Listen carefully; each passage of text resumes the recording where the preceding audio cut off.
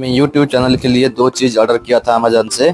उनमें से एक है ग्रेनारो का J13 माइक है, वायरलेस माइक। आज चेक करेंगे क्वालिटी कैसा है और जो नॉइज रिडक्शन होता है वो कैसे काम कर रहा है।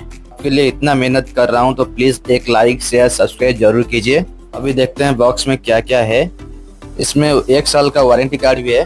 ग्रेनारो के J13 में आपको एक रिसीवर और 2 माइक मिल जाता है। क्वालिटी तो प्राइस के हिसाब से मुझे अच्छा लग रहा है। इसके साथ आपको चार्जिंग केबल भी मिलता है जो कि iOS के लिए अलग है, एंड्रॉइड के लिए अलग है। नॉइज रिडक्शन के बारे में बात करेंगे तो अभी मैं कूलर के साथ फैन चलाने के बाद भी वॉइस का क्वालिटी अच्छा ऐसा आ रहा है, आप सुन सकते हैं। दूसरा चीज का अनबॉक्सिंग नेक्स्ट वीडियो में करेंगे। Stay tuned.